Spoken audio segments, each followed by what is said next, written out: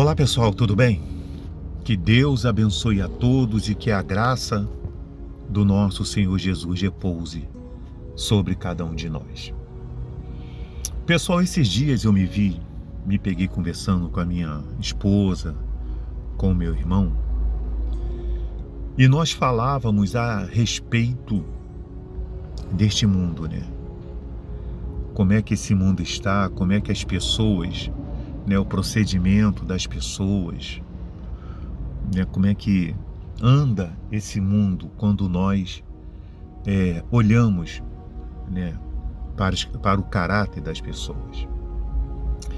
E nós até falávamos o seguinte, que a nossa luta, como diz a Bíblia, não é contra a carne e o sangue, é contra principados, potestades, né, contra os dominadores que atuam nesse mundo tenebroso. E minha esposa falou algo muito importante, que ela falou o seguinte, que Deus deu algo para o homem muito importante e perigoso, que se chama livre-arbítrio. O livre-arbítrio do homem. Eu até falei para ela assim, até mesmo o nosso adversário, né, que hoje é o Satanás, ele teve o livre-arbítrio de decidir, né? Desculpa, ia caindo aqui. Ele teve o livre-arbítrio de decidir, né? Ele era um anjo de luz e ele decidiu se tornar um anjo das trevas, entendeu? Quando ele quis usurpar o trono de Deus. E a terça parte daqueles que estão com ele, que são os demônios, também decidiram seguir a rebeldia dele. Tiveram o livre-arbítrio de seguir a rebeldia deles. Tá certo? Então, aqui no livro de Lucas 22, diz assim: entrou, porém, Satanás em Judas, que tinha por sobrenome Iscariote, o qual era do número dos 12. Quem é que escolheu aqueles 12? Foi Jesus. Ele que escolheu os 12. Quem é que formou Adão e Eva? Foi Deus. Eles, por serem onipotente, onisciente e onipresente, eles já sabiam, né? O próprio Deus já sabia o que ia acontecer. Mas ele não poderia fazer um homem robótico, né?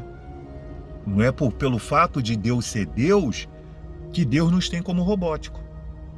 Entendeu? Você tem que fazer o que eu quero, tem que fazer. Não, a pessoa tem o livre-arbítrio de ela decidir se ela quer fazer como Deus determinou, dar ouvido à voz de Deus ou não. Foi o que ele deixou claro para Adão lá no jardim, para eles lá. De toda árvore que há no jardim, vocês podem comer. Mas da árvore que está ali, ó, aquela ali do bem e do mal, vocês não toquem, porque no dia que vocês tocar, vocês vão morrer. Você veja que Judas estava lá no meio dos 12, ouvindo o sermão da montanha, vendo os milagres, mas a Bíblia diz que Satanás entrou em Judas. Quando as pessoas permitem que o diabo entre nelas, não vai ser para que essa pessoa venha fazer o bem. Vai ser para que essa pessoa venha fazer o mal, começando esse mal por tudo aquilo que desagrada a Deus. De desviar-se da vontade da palavra de Deus. Foi o que fez Judas, que foi lá e traiu Jesus. E olha que antes disso acontecer, o pessoal, toda hora o celular fica descarregando aqui da minha mão. Você veja que antes disso acontecer, na última ceia, Jesus alertou: ó, um de vós vai me trair. Ele deu a chance a Judas de se arrepender. Mesmo Satanás tendo entrado nele. Porque se tem uma coisa, meus irmãos, que eu costumo dizer, que o ser humano ele tem, é aquele dia que ele senta diante da sua consciência. Todos têm um momento em que o Espírito Santo lhe dá de sentar com a sua consciência e refletir. É aí que vem, em muitas pessoas, o arrependimento. É aí que muitas pessoas falam assim, não, eu não quero continuar fazendo isso ou sendo assim. Eu quero mudar. Outras não. Outras preferem insistir nos seus erros, de continuar errando, de continuar fazendo o que é errado. E ainda mais desenvolver esse erro. Entendeu?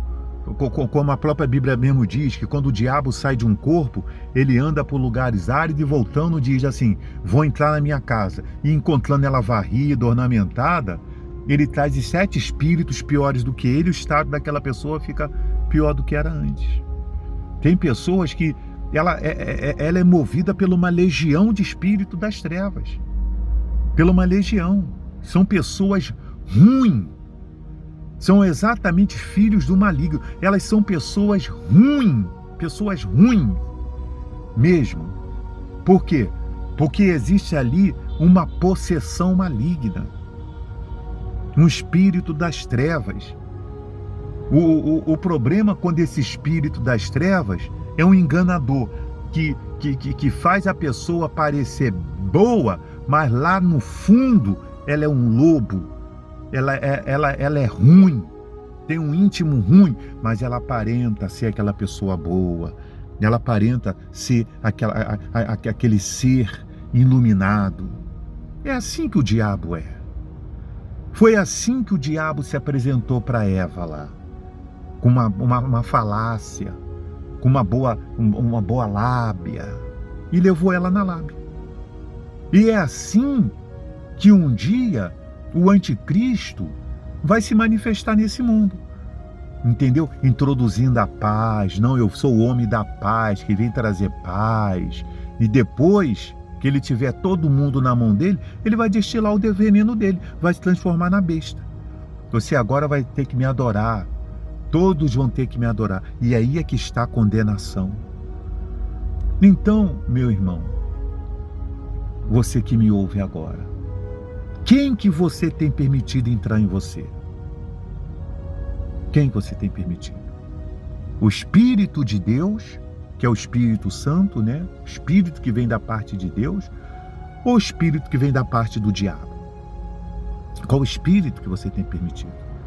Porque lá em 1 Crônicas também diz, aqui em 1 Crônicas, diz aqui, né, que o espírito de Satanás incitou a Davi. Lá em 1 Crônicas 21, versículo 1. Então Satanás se levantou contra Israel e incitou Davi a numerar a Israel. Quer dizer, o diabo incitou. Então, meus irmãos, Deus, o Senhor Jesus, quer que o Espírito Santo lhe conduza ao caminho da luz, ao caminho da salvação. O espírito do diabo, Satanás, ele só leva as pessoas à destruição. Por isso que Jesus disse, ele veio para roubar, matar e destruir. Não permita mais que essas trevas venham entrar ou incitar você. Dê lugar ao Espírito de Deus. Expulse esse mal. A Bíblia diz, sujeitai-vos, portanto, a Deus, mas resisti o diabo, ele fugirá de vós. Está na hora desse espírito fugir de você. Tá certo? Para que você conserve uma vida livre. Uma vida que venha a ser conduzida pelo Espírito de Deus. E um dia você alcançar definitivamente a sua salvação. Porque saiba de uma coisa. O arrebatamento da igreja vai acontecer. E este mundo vai ter um fim. Que Deus abençoe a todos e até o próximo vídeo.